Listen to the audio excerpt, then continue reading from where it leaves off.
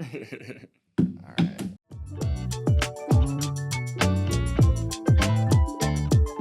Welcome to episode 33 of the Inside Real Estate Podcast. I'm your host, Brian Castro, and today we have Sabri Thompson. Yeah. Sabri, we've seen you all over Instagram, like I said, and we love your content. We thought it'd be awesome to bring you in. So thanks for coming in today. No, thanks for having me. Absolutely. So you're a realtor. Yep. Yeah. But it looks like you got a lot of other stuff going on too. So why don't you take a minute and just kind of tell people who you are and what you're all about? Yeah. Yep. So my name is Sabri Thompson, of course. Some people call me Breeze. That's my nickname. Realtor by day. I run a small team. We're based in Wilmington, Delaware, but we're licensed in PA, Maryland, and also Delaware. Also outside of real estate, I have my own business, Fit and Professional. So Fit and Professional is something that started a few years ago. I started out as a personal trainer as I started my entrepreneurial journey. I used to work in the government. Fitness was my first way of kind of stepping foot out of the corporate, I would say, government world. And, I started personal training, really fell in love with fitness as it helped me kind of get myself back in shape after my college basketball career ended. Sitting at the job, I gained some weight and things like that. So fitness was, it helped me get out of a dark place. So it holds a special part in my life. And I've always had a love for fitness, but then when I got into real estate, I kind of got away from the giving back part of it. I always worked out and things of that nature, but I kind of wanted to share my story in a way where people can see how living a fit and professional lifestyle can like benefit their overall success, no matter what they're doing. So I created Fit and Professional. I have a podcast as well, and I have a clothing line to go along with it. And I put out some inspirational content, just showing people my day, really. Yeah. So, awesome. Kind of building that. Definitely. Mm-hmm. So what were you doing before real estate? So before real estate, I was working at the government in Maryland. Okay. I was worked for the Department of Defense.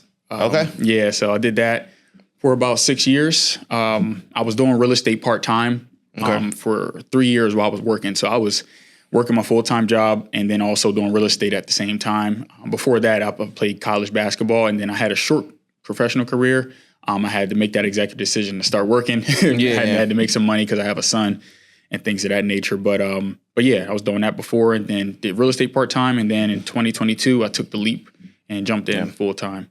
What got you into, made you get your real estate license in the first place? How did that happen? I just knew that, I knew the government, it was a really good job, really great benefits and things like that. But I just knew it wasn't for me. I just kind of felt like I was stuck at a cube and, I was just like, this can't be life. So I was trying to figure out different ways to kind of just give myself fulfillment and find purpose again. Because before that, basketball was my whole life. Yeah. Fitness was the first way getting into it. I really enjoyed helping people. And we have a family friend who's like a really big realtor. And he kind of, influenced me. I was like, maybe I should try real estate. Got into real estate, really just wanted to see if it was just another way to make some money. But then my first client, she was like 60 or something like that. And it was her first home. And just the feeling of helping somebody do something that they didn't think was possible gave me a sense of fulfillment. And I just I like this. So I just dove in from there. Cool. Mm-hmm. I don't know. I mean, you probably don't know this. I'm a former realtor myself. So I know the business pretty well.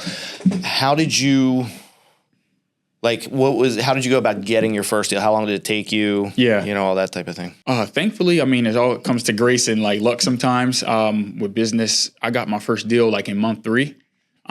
From a partner lender that was partnered with at the time. He sent me a deal, and that first client, she didn't know it was my first time, but literally that first deal, everything could go wrong as in real estate. Appraisal issues, inspection issues, buyer cursing me out and things like that. So, but I got through that, and I was like, I can do this.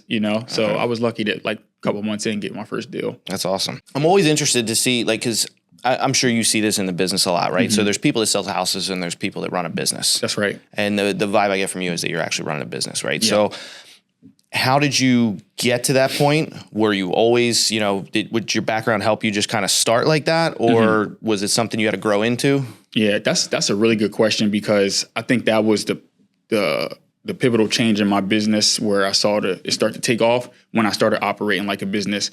I would say in 2022, when I joined my current brokerage, 4 Acre Realty, Brian is, the owner of the company, just his systems, the way he had things, he had somebody doing everything, and he fired himself from certain duties, like a real business. And I was just like, wow, like going over there, it just showed me what a structured business looked like. And before that, I was kind of just trying to figure it out deal by deal. Yeah. But when I put those systems in place, once I got incorporated and started tracking things the proper way, I started gaining more respect for myself, like as a business person and not just a realtor. Cool. Yeah, absolutely. Do you work more with buyers, sellers, a good mix? What's your scenario? This year, I was definitely myself and my team. We're mostly buyers at this moment. Every year, I can see my listings pick up, and I'm planning next year to get more listings. So I would say I'm probably like 75-25 buyer listings. Talk a little bit about your approach to real estate. Like everybody has their own, like how you philosophy towards dealing with clients and just things like that. Yeah. So I would say my philosophy when it comes to clients is just, I've always prided myself on being with the clients from start to finish. And I feel like when you lead with value and, that's going to like give you the longevity in the business. If you don't think about, how much am I making on this deal? And you're just worried about serving that client, I think it just kind of just helps out, because in real estate, things are going to go wrong. But if you just serve the client and just listen to their actual needs, I feel like that has been beneficial for me. So I try to always lead with that, no matter if it's a $100,000 client or $1 million client. Yeah. It's funny because it's like the realtors we have on that are kicking some butt are the ones that are like, they have that same attitude. And I think it definitely makes a difference, because, you can tell when any service or business you go to personally, like for anything, could be a restaurant, whatever, you can tell if they're in it if they're not in it for the right reasons, you feel it. Yeah. That's a fact. Yeah, you gotta care. What do you do to find success in real estate, right? Like, so what are, some systems you have in place personally, or just some practices that you have? I think with anything, whether it's real estate or any business, it comes down to consistency and showing up every day. Especially right now, it's holiday time, right? So everybody taking their foot off the gas. Yep. But, myself, the team, the brokerage, we know that this is the time that, it's not to slack off. I feel like December every year, I kind of get like those last minute deals because I'm doing those follow-ups and making sure that I'm getting ready for Q1, because if you wait till January 1st, it's going to be too late. So I think if you don't already, just have like a CRM, make sure you see the customers every day, make sure you know the products, make sure you're looking at the hot sheets and things like that. Yeah. Staying up on the real estate, market, like what's going on with rates, talking to your lenders and things like that. So that way you have real value to give to your clients and not just calling them and say, okay, what house do you want to see today? You know what I mean? I think if you, have your schedule aligned, if you have prospecting time, stick to that. You may have appointment, you may have to push things back, but if you stick to your prospecting and always be lead generating, then I think you'll be fine. Yeah, I think that's really important, because having those habits, it helps you build momentum. And like you're saying, if you wait till January 1st to do it, then you're waiting until February or March for that momentum to kick in. Exactly. So you're talking about staying up on rates and what's going on in real estate. What are you seeing in the market right now? What's your take on it? So of course, location is different, price points, it matters and things like that. Still seeing, I definitely see this year, I think it was the first time I've seen like normal seasonality kind of take a little bit of effect. Of course, in certain areas, they're still selling really fast and things like that. But like, the normal spring hot market, summer, fall is a little bit hot, then it starts to taper off. This was the first year I kind of felt that. I'm like, oh, wow. Yeah. It's not like, you can kind of predict it a little bit. Rates have been volatile. Yeah. But of course, we can't control that. So I always just tell the clients to just, buy when you're ready. When you can afford to. Yeah. So. Are you seeing buyers have a little more optimism these days? It seems like they're getting the sellers don't seem like they still got a gun to their head, but not loaded. not their finger on the trigger as much as they did. Yeah. I definitely think it's settled in. Buyers kind of understand like, hey, like we're in this like low inventory environment. If you snooze, you could potentially lose. Like I said, I think it's really location based, because like, so if I'll do most of my business in Delaware. So I would say like in lower Delaware, those houses sit a little bit longer. So you may have some opportunity. In Newcastle County, it's a hotter market for us. Those ones don't really last that long in the hot price range, right. But I definitely see some optimism with buyers. And I think that comes down to the agent as well, giving them that optimism. Like I have, especially going through 2020, 2021 with the bidding wars, I feel like I had to learn the skill of keeping people encouraged when they lose out, when it's 30 offers and they they maybe waived all contingencies and, paid cash over and still lost. I think I did gain some good skills with that, just learning to set expectations up front for people. Yeah. And just kind of leading with that always. Yeah. You talked about with your first deal that everything kind of could have gone wrong. Kind of did go wrong.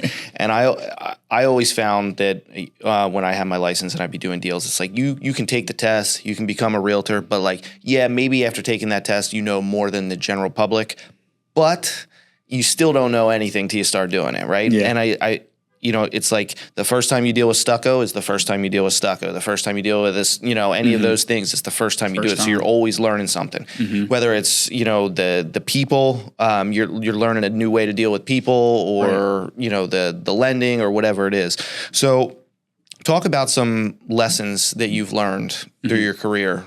You said it, man. Like, every day's different. Like, no matter if you're year 1 or year 10, you're going to learn something new in real estate. I would say the biggest lessons I would learn, always being prepared, expecting the unexpected when it comes to real estate, and when it comes to clients, letting them know that you're not going to know everything. So leaning on the professionals when it comes to inspectors and things like that.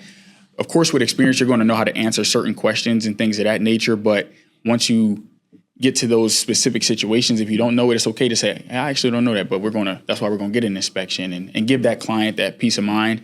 And I really feel like also the biggest thing I feel like for all realtors is like the teamwork aspect. Like, I'm dealing with the, kind of sticky situation right now where it's like a bunch of inspections and things like that. And then I'm working with the buyer, and then the seller is on a short timeline. And, the agent on the other side is being a team player. Like, it could get really, I've been in this situation where the other agent is kind of like they're coming at me, and it's like, yo, we got the same goal in mind. Right. So I feel like in this industry, if we just remember that, like, if we can, of course, we're competitors, but, we're in this together at the end of the day. Yeah.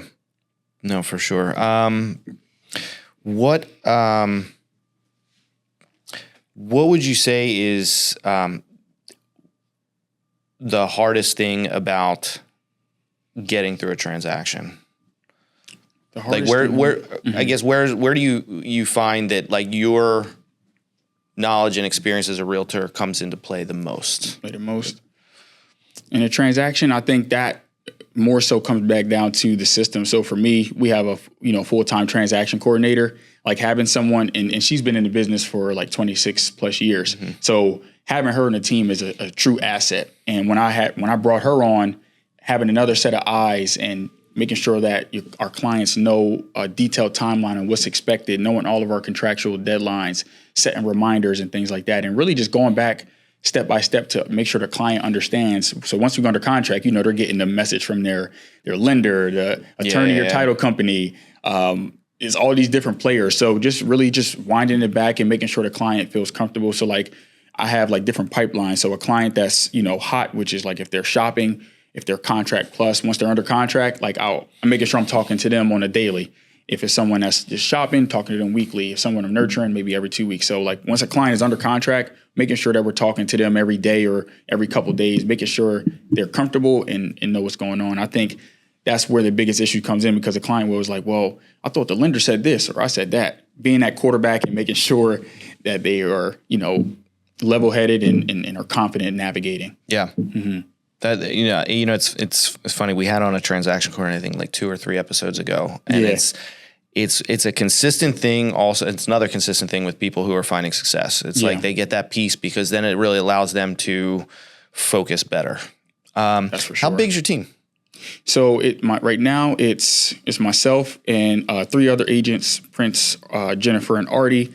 And then we have a TC, and the brokerage provides a videographer and photographer. So the content you see, that's my guy, Shane. He helps us take everything to the next level. And that's been a game changer too. Awesome. You come off like you have leadership qualities from what I've seen in your content. What do you do to be a leader on a real estate team? And the reason I'm asking is because you see some teams where they just like, let's keep adding agents, but they're not. I think their mindset is like, oh, if I have like more agents, I'm going to bring in just a little bit more money, but they're not really guiding, and the team's just kind of all over the place. Yeah. Is your team like that, or is you have a little more structure? Yeah. So the thing I like about our team, and I always get careful about saying like my team because I look at it like it's our team, right? Because it happened very organically. So myself and Prince were the first 2 members on the team. Prince was introduced to me from a mutual friend. He was literally just getting into real estate. And I was just like, hey, man, I'll help you, kind of like a mentor type of thing. And then it kind of naturally said, hey, man, I'm going to rock with you and on your team. And I think from there, then we got on Jennifer last year, and then we just onboarded Artie, which is my childhood friend. It kind of all happened organically. And like you said, I don't want to have a huge team because I never even had that wasn't my plan to be a team leader and things like that. But I think the good thing about me is that I'm still in it and I'm not trying to sit back and like get out of production. Mm-hmm. So my team, our team, they see me grinding every day. We have our weekly calls. I have one-on-one calls with each agent and things like that. Really want to see what their goals are, how I can help them get to their goal or their transaction goal for next year, or what their overall goal in this business is. Some people don't want to sell 100 homes a year. Some people just want some extra income and things like that. So really aligning and seeing how we can help one another I think has been beneficial for us. And we have a good dynamic. So, and a good thing is also other agents see us now and they reach out like, hey, we want to join your team. I don't make that decision without talking to them. You know what I mean? So I want to make sure that they fit into the dynamic and making sure we're all comfortable because, like you said, I think you could do just as much with a few elite people versus having 100 people just to have another number. I like that. Definitely. Let's talk a little bit about the health and fitness stuff that you're into, because I think that's important for me. With we're a real estate media company, so we're not doing what you do, but we're like in it. We're kind of in the trenches with a lot of our clients, so we see it. We feel when they got pressure on them, there's pressure on us. So like, and I think it's important to have some level of fitness. Sometimes the hours I put in, if I wasn't doing some level of something, I think I would crash. Yeah. So what, for you, how important is that the number one thing that like your foundation for what you do, or is it, where does it fall in the pecking order being fit? Yeah, I would say faith first and then fitness for me, because I feel like in business it's a very spiritual thing. Like you have ebbs and flows, and when everything is going wrong and it's dark, all you have is your faith. And fitness brings in the discipline aspect of it. So I feel like that's in the morning for me. Like I work out in the morning, like that's like a non-negotiable. That's the one thing I'm in control of, especially in real estate. If I get that win, if I win my morning, then most likely I'm going to win the day. And that's, for me, that's my quiet time, bringing on more agents and being a team leader, also running another business. My days are pretty crazy. My mind is, and I always getting cool ideas and things to be innovative. So when I'm in the gym or when I'm out for a run or if I'm swimming or something like that, that's the time for me. That's the time for me to recharge, and it sets the tone for the day. Talk about running a marathon. Yeah. Man. So I've run 2 marathons so far. You complete both? I completed both. Okay. So my first marathon was in 2022, and I did the Philly Marathon. I did that with one of my buddies. He runs a rental car business up in Philly. He's a really elite runner. And, he was like, I'm doing a marathon. I was like, all right, I'll do it with you. So I did a training plan for it. I did that actually for my first marathon. I did it in a 3:38 pace, which was, I think that was pretty good for my first one. Yeah. But it tore my body up. Like, when I say I was traumatized after that, I didn't run for like a few months. Yeah. And it took me a while to get back into running. Yeah. And I told myself I was never doing it again. And then in 2024, this past August, I did my second one. That's awesome. Yeah. I ran one, I want to say 14. I ran the Philly Marathon in 14. And I didn't have anybody to train with. You can get somebody to train with you for probably up to a half marathon. And then everybody's like, yeah, you're crazy.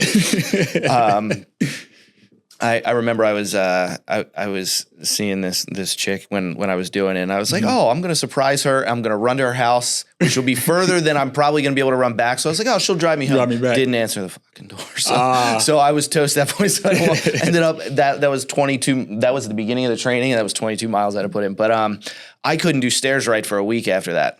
And everybody's like, oh, yeah, runner's high. I'm like, no. Yeah, it's a different mentality, man. I started getting cocky around, like, I got to the halfway point And I was like, I was still fresh. Yeah. 15, I was still fresh. 17, I'm like, I'm going to murder this thing because I was still fresh. Then I got to where you go down Main Street in Manayunk. And I was like 19 and a half. And then I was like, oh, that's the wall that everybody talks about, man. I hit that same wall. It was it was a struggle, man. I'm like looking at all the signs, anything to kind of get you motivated. Yeah. And I'm like, kept telling myself, I'm like, I'm not wearing the medal if I don't finish this thing, you know? So it's tough. But there was a stat that less than like 1% of the people on planet Earth have ever completed a marathon. And I think it's just, you know, I don't know if it was something that, I don't know if I'd say it changed my life, but it's definitely like it's definitely an accomplishment. Yeah. And I think, you know, sometimes I think about that when business is tough or whatever it is, and you're like, hey, you know, you just gotta, I remember running that thing and it's like, I think I felt every emotion possible, talking to myself, like everything. Yeah. And I think it really, you know, puts things in perspective. Yeah. And, marathon, you know, yeah, it's an emotional thing. I love the correlation between fit and professional because it's an easy duality. And the marathon is a perfect analogy as well. Like you said, that wall, we're going to hit a wall in life. It's inevitable. And like you said, every emotion, I remember I hit the wall, like right in that Manayunk area. Like I started cramping up. Yep. And I was my goal was 3:30 because I was training at that pace. And, you know, they had the pacers and things of that nature. And I was ahead of it. And I think at like maybe right before 19, I pulled over, I started cramping up and things like that. And I'm like, I want to give up. Like, because I've always struggled with full body cramps playing college basketball. I think I need to do like a SALT test or something because I lose a lot. But I saw the guys that were holding the Pacers for 3:30. It was like a village of people around it. And they were all just encouraging each other. And I could feel the energy. They ran past me and then I kind of followed them. And that kind of willed me through. And man, it was definitely an emotional thing. I started crying. You could hear the drums at the end. People were giving out beers and stuff at the end of the race and stuff. But man, it's a perfect correlation. Pushing through that can really prove to you that you can push through a lot in life. Yeah. Do you have a wall in life you hit that you can say you pushed through? Yeah, I've had a few walls, man. I call them turnback moments. So the first turnback moment, I like to look at my life in different chapters. I think the first biggest challenge life for me was when I had my son. So I was playing college basketball, went to school in Louisiana, small Division I school. I had my son when I was 19 years old, full scholarship, away from family. You know, I didn't have my dad growing up, so I was just trying to figure it out, you know. And that was the first real adversity I hit. I had to find out a way to keep my scholarship, keep my basketball performance up, keep my grades up, and also learn how to be a dad. And I think that's where the entrepreneurial side of me came out. You know, I became the campus barber, started, you know, asking my teammates to borrow their car, you know, give them gas money. And that's how it started. And I pushed through that. And I look back, my son just turned 10. And I look back, I'm just like, man, I pushed through that, you know, because that could have broke a lot of people. And some people like, you know, I'm giving up on that, you know. So that's one of my constant whys. And then the next pivotal turnback moment was actually in 2023, last year, when they announced like the NAR ruling and things like that. And, you know, mind you, my business was just started, you know, growing, and I just went full time the prior year, and I got scared. I let that fear get in between my mind, between my ears, and I didn't really have anything to be scared about because I was producing, but I was all buyer, like I'm buyer predominant, and that was the first time we heard about it. And they're like, "Yeah, buyer agents aren't getting paid," and I'm just like, "Man, I just left my 6-figure job. Like, what am I going to do?" And man, most people don't notice. I just started talking about it. I started applying for like government contractor jobs, just like as a backup, and I ended up getting one. And I ended up going back to the office like for my first orientation day. And I just started looking at the cubicles. And I remember I used to tell myself, the walls are closing in. Yo, man, so basically when I was working part-time, I used to write on my planner every day, escape the cube. That was my mantra to get out of like the government. I knew I wanted to go in real estate full time. I used to write escape the cube every day. So it was visual. And when I went back that day, was about to go back to the job, I looked at the cubicles, and that quote just like visualized them in my mind. Like, man, you escaped this. Why are you coming back? You just getting started. It's like, you're good, man. Like, practice what you preach. You always motivating people. You have to take your own advice. So I ended up walking out. I didn't go get my common access card or anything. I drove back home, And then a month later, I met Prince and started a team. That's awesome. It's crazy. So it's awesome. You know, sometimes you got to burn the boats, man. You got to burn the boats. Yep. Yeah. David Goggins. Fit and Professional. So how did that start? And where's it at now? Yeah. So Fit and Professional started, the idea came about in 2022, right before I left the job and things like that. I was trying to find a way. The reason I was trying to find a way to bridge my two worlds together was because I was putting out so much content like fitness. I had like all one page at this time too. I was operating on it's now just my fitness page. I was posting fitness content, posting real estate content. And I remember I had a client I missed out on because they was like, oh, I didn't know you were in real estate anymore. I thought you were still doing fitness. So I was like, man, I got to start telling this story more so people know exactly, what it is. Like I am fit and professional is me. That's what defines my life. But I'm still a realtor. I'm still, not an in-person personal trainer, but I, do online things and things of that nature. So that was how it started. And then I was just like, hey, what is this going to look like? Is it going to be workout plans? Is it going to be apparel or a podcast? What is it going to be? So I kind of took a break with 23 because of, real estate. I knew I had to focus on that and, make sure that my foundation was set with the team, myself, moving forward. So I didn't really do much with 23. And then in 2024, I brought it back with the apparel line and started like a podcast and basically a YouTube channel where I document different fitness challenges. So I documented my marathon prep, doing different episodes. I'm just started training for a triathlon, so I'm gonna do the same thing. So really just putting out really motivational content, having people on the platform that live a fit and professional lifestyle from different areas of life. That way, kind of just want to impact people and bring people on that embody what it means to be fit and professional, so we can make an impact. That's awesome. Mm-hmm. How hard is it coming up with a clothing line? Yeah, so I think the ideas, and it comes back to like fitness too. Like I come up with like ideas when I'm running or when I'm working out and things like that. Like the actual designs, I'm not a designer, so I do lean on people for help with that. My girlfriend, she's into style. She does fashion content and things like that. So she's really a good resource when it comes to that. Like I'll say, hey, what you think about this? She's like, oh, no, nobody wants to wear that, but just because you like it doesn't mean everybody else is. So that's the tough part, seeing what people like, but also not straying away from what the brand means. Like I don't want to just have like a street brand and things like that. I still want it to embody fit and professional. So I'm kind of still learning the logistics of how much inventory to keep because you can order too much and now you're sitting on it. And just finding the community, partnering with different run clubs, different content creators to just really get the word out there. Cool. Mm-hmm. Is running your biggest thing right now? Running, like kind of like I guess the new term is the hybrid training style. So I definitely would say I'm like on a hybrid type of split right now, cool. Especially about to train for the triathlon. I always love strength training. I'll dial it back if I'm doing a marathon prep and maybe do only a few days a week. Yeah. Right now, what I'm doing, because I'm kind of off season, I'm doing definitely I'm doing a 75 hard challenge right now. So I'm working out strength and doing some type of cardio, whether it's running, biking, or swimming. How's that going? My team wanted me to ask you about the 75 hard. Yeah. So this is my second time doing it as well. So I'm like, maybe it's the year of twos, right? So in 2022, I did the marathon and I did 75 hard. Mm-hmm. And 2024, I did a marathon and now I'm doing 75 hard. And people are like, why are you starting that around the holidays? And I'm just like, I just was feeling like, and you probably can attest to it with business and you just know like you got more weight on your shoulders. I just needed something to kind of give me like a refresh so that way I'm already in stride by January 1. Totally. Because I'm on day 23 right now.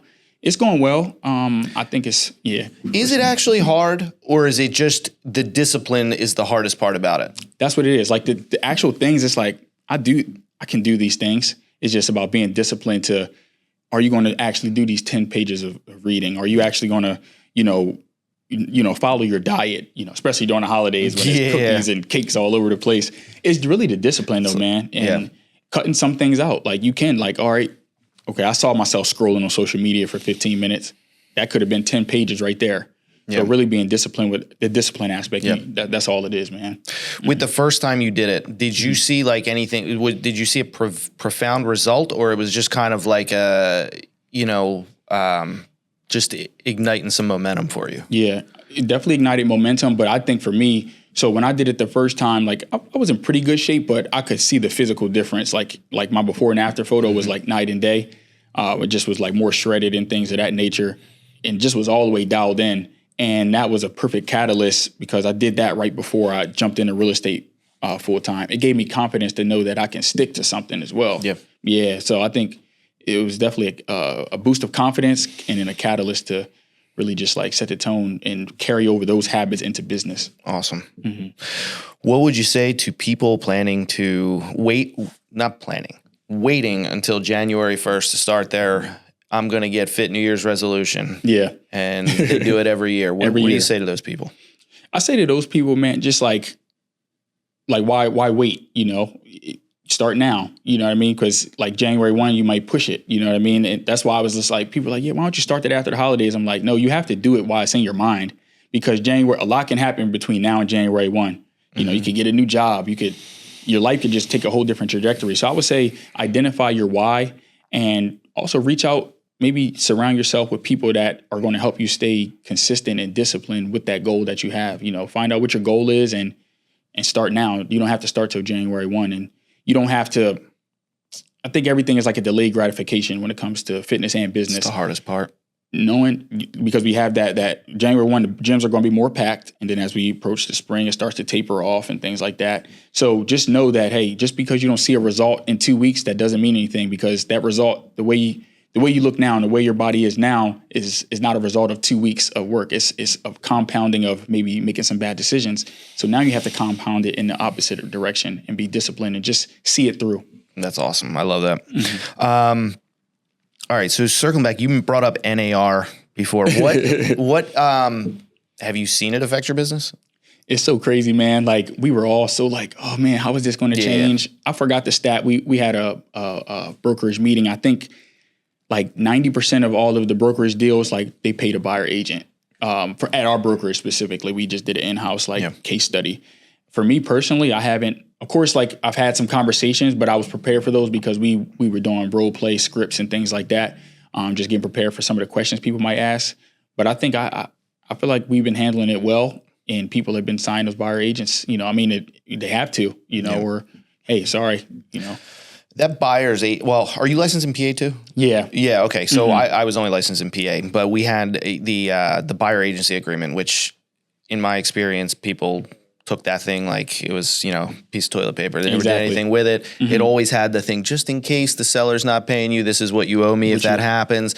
But everybody glossed over that, didn't want to put that stuff in there. And I mean, the paperwork was always there to handle this situation, right? Yeah. But I feel like one of the biggest changes is that realtors have to be better about articulating their value. If you can do that, you shouldn't have the issue, right? Yeah. And is that what you found too? I found that same thing. Like when you just like lead with it, like if you make it a big deal now, and they're gonna be like, well, okay, let me look more into this. But like if I've always had buyer consults, and I broke the process down to them. Hey, this is what I'm going to provide to you. This is what you can expect, and things of that nature. And the question didn't used to come up all the time because it was always that thing like, hey, they're paying, buyer agency is free, but it's never, the paperwork has always been there. People just, it was custom to not really think about it because we knew that we were getting paid up front.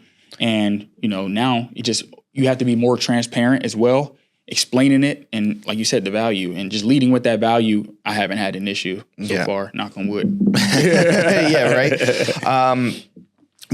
So you say you do the buyer consult. At any point in your career, like towards the beginning, did you ever not have that consult in place? And what was the difference in your business from when you added it to before you had it? Yeah. So I would say, I was at a bigger brokerage first. So my broker at the time, I kind of started with the buyer consults. Okay. I would actually bring people into the conference room and things like that. I kind of got away from it during COVID because of the virtual, everything was virtual and everything was kind of crazy. So like you didn't have time to kind of sit with people. So I kind of got away from it with that. And I did see that, to go back to your question, I did see that affect my business a little bit when it comes to clients not fully understanding and maybe having to come back like, hey, you didn't explain that right. You know, because we're all right, let's get this under contract. Let's hurry up. Yeah. So I do remember times where I had to scale it back and it's like, hey, let's have this conversation, even if it's virtual. So I always have like, I call it a discovery call or a consult now with a client before we do anything. Awesome. Best piece of advice to somebody thinking about getting into a buyer thinking about getting into the market right now? Getting into the market. I would say, understand your financing, understand what your goals are, and understand that we're not in control of the rates and things of that nature. So if you're in a position to buy, if your family needs to, there's definitely a lot of opportunities in the market. And if rates do get better next year, that's going to, I think it's going to bring more buyers into it, which could be more competition. However, there's opportunity in every market, whether it's a crazy seller's market or if it's a buyer's market. There's opportunities when you have the right team. So don't stress more so about trying to control the market or time the market, because the time in the market is going to pay off in the long run. Like if you would have bought in 2020, look at how much value you would have had. Yep. All the people was like, no, I'm waiting. Okay. All that waiting is opportunity cost. So look about, what's the goal? If your family needs a place to buy, or you trying to invest for the future, getting in early, is going to pay off dividends in the future. Awesome. Do you talk about real producers? Oh, yeah. I love so Ryan. Yeah, she's absolutely. Cool. So how'd you get connected with that? So Ryan, I saw the real producers I think she was started posting on social media and things like that. Mm-hmm. No, actually the first time I heard about them is when I found out I was a part of the top 500 in the Brandywine Valley or something like that. I didn't even know what that was. I was like, what's the Brandywine Valley? It was combination of Newcastle County and a couple counties in PA. I was one of the top 500 agents, which was like, okay, I like that. It was like, it's some branding you could use for your emails and something to post, So I was excited to be a part of that group. And then I started seeing it grow and started seeing her post more on the page. And then she reached out to me saying that she wanted to feature me as a rising star. They have an edition where they have a feature, a cover photo, and then they also have like an agent on the rise type of thing, like a new up and coming agent. And I was issued back in, I believe that was September or October. And that was pretty cool. That was a good feeling to just get some recognition. It was a good boost for the team as well. I talked about them in my write-up and how it motivates me to help them grow their individual businesses while we're all growing together. And I really love what they're doing. They have they have what's it called, like networking events with the people that are a part of it. Yeah. So just being able to rub shoulders with some of those top agents is invaluable. Yeah, we just started partnering with them. So we have a page in the magazine and everything. Ryan's great. Yeah. So is that your first magazine feature? Yeah, that was my first time. What was the photo shoot like? That was it was really cool. It was, I'm used to like the content because I put out so much, so that part was pretty natural. But it just felt good. It felt good to be in a magazine. I've been in like the paper and stuff like that from like basketball, but like just being in a professional world, just being recognized like that, it just gave me a testament of like all the work I've done coming up to this point. I'm still very early on in my business, but it just shows that like consistency, it compounds. And there's and I'm pretty big agents that are in real producers. Yeah, like just I think I was on the same issue as Corey Harris and Rob Hostry, the guys over at Crown Homes. Yeah, and they kill it, man. I look up to those guys and I see how much they do, and just being in the same copy with them, that was motivating in itself. And it's some really big players that are on there, that some of the big names and that you never even seen their face, but you see their sign everywhere. Yep. Yeah, absolutely. That's cool. All right, so let's talk about selling. Right now, there are some areas where I guess it's more traditional market where it's moderate, right? But then there's areas like you said, Newcastle County, Westchester, those type of areas, like the market's just always going to be hot, right? For the most part. For a seller to decide they want to sell their house right now, they could throw it on the market and sell it themselves in 2 seconds, most likely, unless they really get the price wrong. But so what does an agent, what value can an agent really provide to a seller in this market? Yeah, that's a good question because, when we call in a for sale by owner and things like that, they really could. In 2021, you could put it up for sale by owner and get multiple offers and things like that. But it also comes down to that experience and the transaction. Like, you may procure a contract and go, get a buyer and things like that. But when it comes to the transaction and now navigating it, unless there's like no contingencies, then it's like, hey, you can kind of navigate that pretty smoothly as a seller, I would say, if you know what you're doing.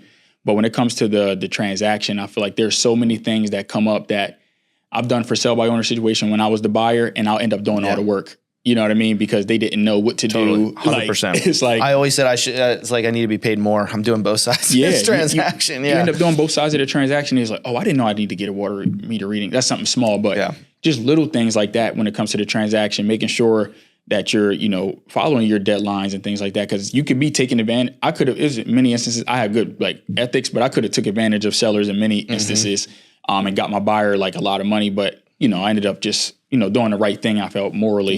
But I definitely think you could potentially leave more money on the table by not understanding the different risks with certain contracts. Like if we're not talking about cash sellers, like when it comes to different type of financing and explaining that, different things to look out for, like when it comes to appraisals and making sure that I'm there at the appraisal to make sure that you're getting the, fair shake when it comes to it. So I can go on and on, but for sure. How does a real estate agent go about helping their selling client choose the best offer for them?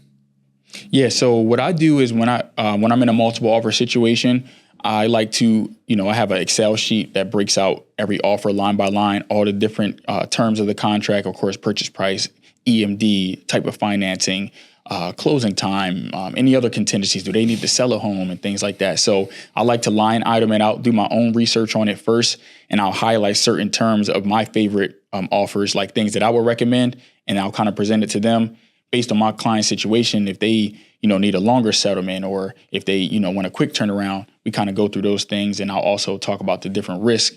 Also, I will call every lender if it's not a cash deal to kind of just make sure that, it might be a lender I already know and I'm like, okay, they're solid, but always just do that due diligence. Like, hey, what's going on with this buyer and how solid are they? What's the situation?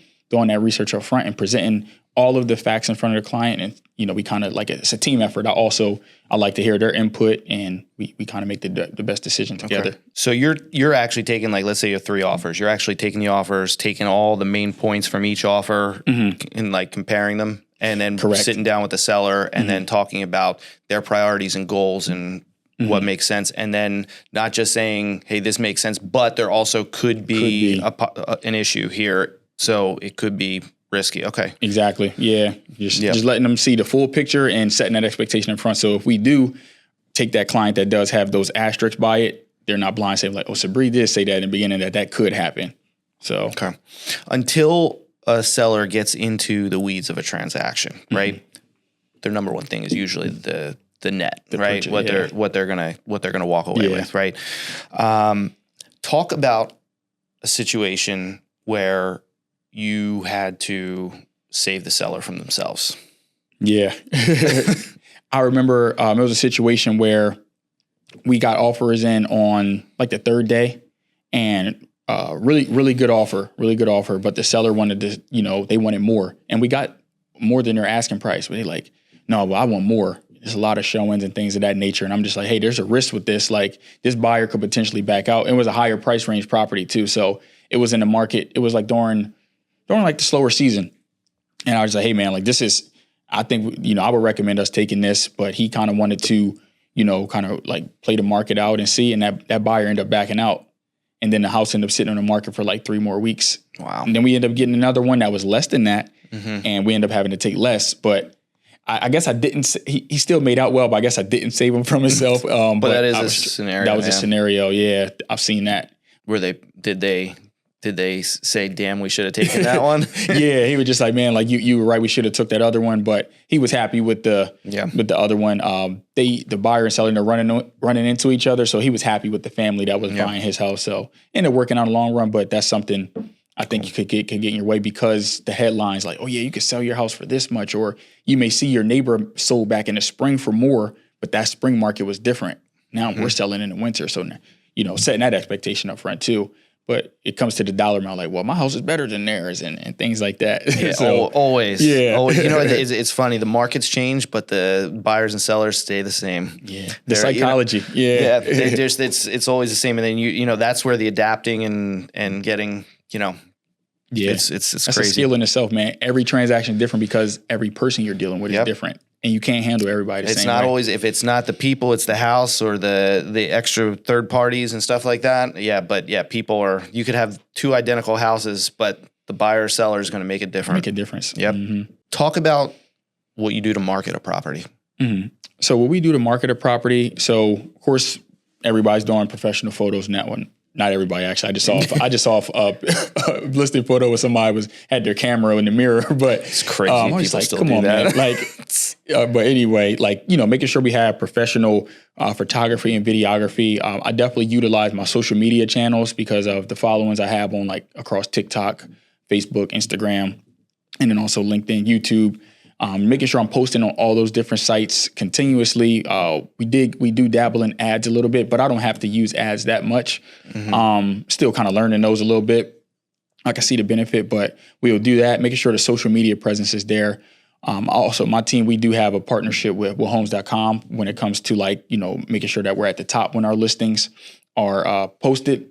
So if someone goes to Realtor.com, Homes.com, our listings are popping up at the top. That's another value that we can add. And then just making sure that we're, doing some outbound things as well, not just waiting for an offer to come in. So we're having open houses. We're calling the neighborhood. We're doing circle prospecting and things like that. That also benefits on the other side, but just making sure that we're trying to get in as many eyes as possible, to try to get them as much money as we can. Awesome. Yeah. Obviously people are still searching for homes on Zillow and Realtor.com, all those sites, Homes.com. Are you seeing, at least for your business, are you seeing a significant shift in people learning about properties through social media first? Have you sold any because it came from social media? Yeah, I've gotten listings from social media. It's crazy. Well, in regards to, I've gotten listings from it, but to your question, yes, I've gotten buyers for my listings from videos I posted. So maybe if they inquired about it, maybe they weren't the one to get it, but I've definitely gotten many leads from just posting a video like, hey, can I see that house? Or, hey, are you pre-approved and things like that? I can pass it to someone on the team or myself. And, we end up getting them in the house. But yeah, definitely. And not even just my listings, sometimes I remember in the beginning of business when I didn't have that many listings and I'm still buyer dominant, I would post listings in my brokerage and things like that. And I would get the buyer for it and sell. So social media is taking up a lot of people's time now. So sometimes people's first time seeing it is on these different sites. Yeah. And, we also have a partnership with Realtor.com at our brokerage. So we get a lot of buyers from there as well from our listings. That's good. Let's talk a little bit about some extracurricular stuff. Yeah. I saw you doing something at a school. Yeah.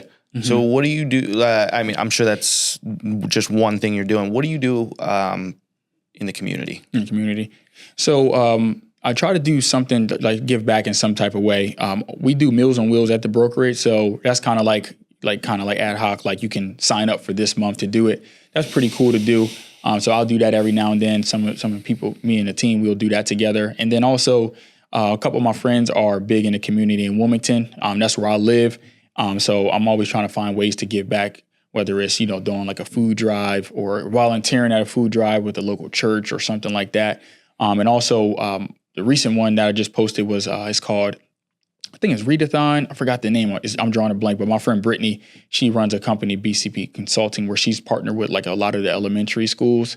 It's called Read and Represent. That's what it is. Read and Represent, where you can go back and read to the kids and things like that. And they had different real estate books too, like for the kids. So that was really cool to just, and they're like, what's a real estate agent? And I didn't know what real estate was until I was older. So just exposing my community to, another avenue and them seeing somebody that looks like them doing something successful outside of sports is really beneficial. Are you an investor?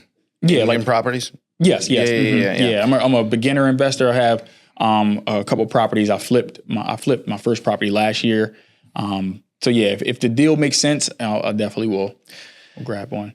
Do you, in today's world with, just economies, it's tough for people, is real estate a good avenue to give yourself a leg up? Yeah, I would say, man, I'm a long-term guy. So I'm not social media is tough. Everybody's like, oh yeah, quick flip and do this business and, make millions of dollars. I'm a long-term guy when it comes to stocks and real estate. I really believe in the long-term, just letting it compound, paying that. When it comes to real estate, you're letting your tenants pay that mortgage down and you're making some profit at the same time. That's a good hedge for inflation. and things of that nature. And then now you have an asset that you can leverage if you need it. Yeah. You know what I mean? So I definitely think, getting in real estate, and it doesn't have to be a rental property. It could be the property that you buy. Now you can leverage that if you wanted to, whether you want to use that equity to start a business or use it to do something else, or just buy your next home. You have an asset that you can use now, and it sets yourself up for success and your net worth. I think they was comparing the net worth to homeowners versus renters, and it's like night and day difference. Yeah, no, for sure.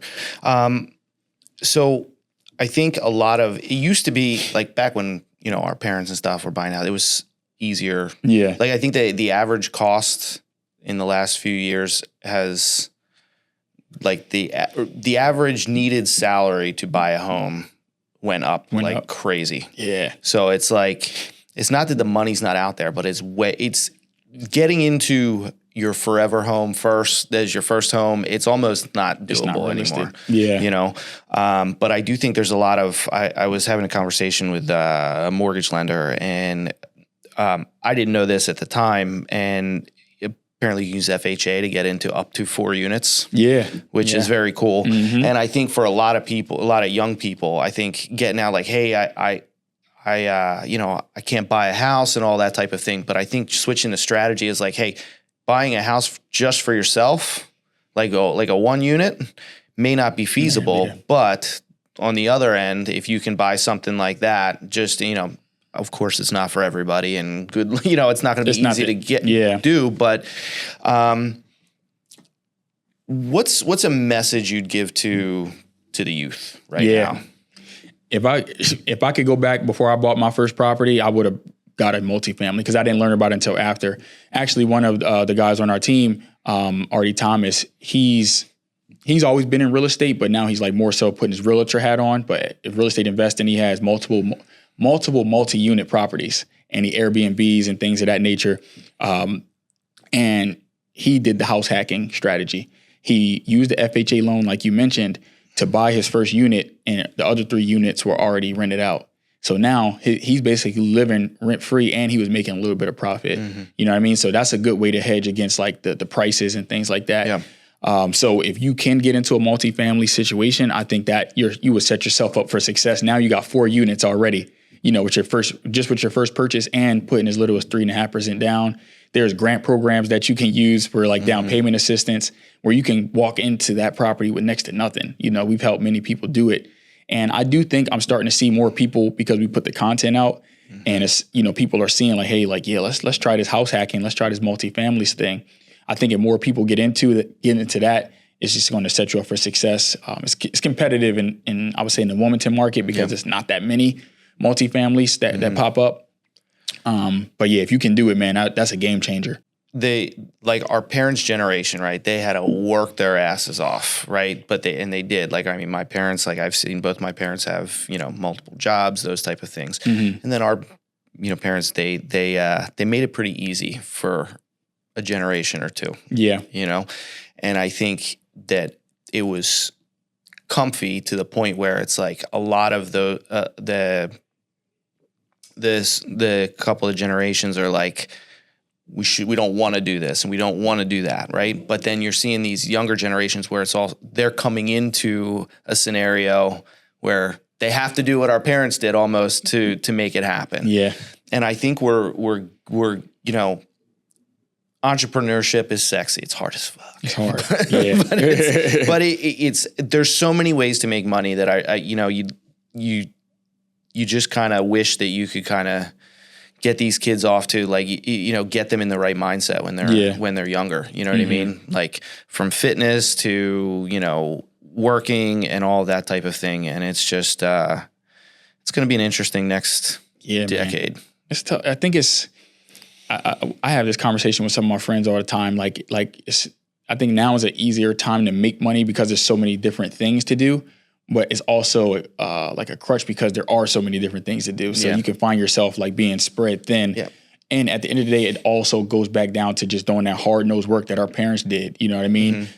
It's tough with social media. When I talk to younger people, they're like, yo, I'm trying to start this business. I'm trying to start this Airbnb business or this trucking business because it looks so microwave online. You see people say, yeah, I started this and now I'm making this. Yeah. But it also, once you get into it, you see like, no, it still comes down to work. It's such hard work because it's like, the opportunities are there 100%, but you are going to bust your butt. You got to bust your butt. Like people think you just like, it's going to be a cakewalk. Even people talk to me about real estate.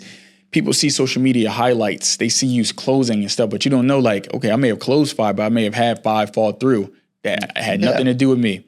You know what I mean? How many phone calls did you make? How many everything else you did along the way to get that one? People see the glory, but they don't see that quiet, mundane, the stuff that you're doing when it's dark. You know what I mean? So I was in an Uber and the driver was telling me, she was like, oh yeah, I'm thinking about getting my real estate license. I said, you better love houses. You better love it. Because people just think that they see those big paychecks and it's just like, but it's volunteer work till you get to the settlement table. Yeah. I tell people all the time, like, hey, you're unemployed. Every time you get a closing, like it's like bittersweet. Don't celebrate because you're unemployed again. Yep. You know what I mean? 100%. So it's like every day I wake up with that chip on my shoulder, like, hey, I got to make sure I'm putting food on the table, Yeah.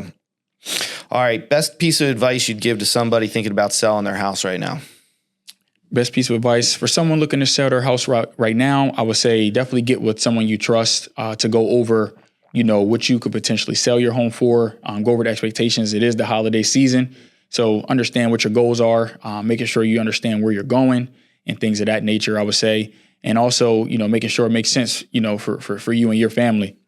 But I think if you have the right team in place and, you have your goals aligned, then this market you could definitely sell in. Get with a trusted person that's going to give you the advice to what to do to your home to make it marketable and actually lean onto the professional. I feel like when you do that and you make it a team effort, you set yourself up for success. Great. And what can people look forward to from Sabri in 2025? Yeah. So 2025, I'm super excited. I feel like it's that year where, I've been planting and a lot of stuff is going to start harvesting in 2025. The Thompson Realty Group at 4 Acre Realty, we have some really big goals for next year. Super excited to see all that the team does together. We're going to be doing a lot of community service events, continue doing that, leading with value, helping many more families get into their home. Our slogan is if real estate's a part of your dream, we're your team, right? So super excited on that when it comes to Fit and Professional, super excited for more collaborations. We collaborate with our local run club, Own Pace.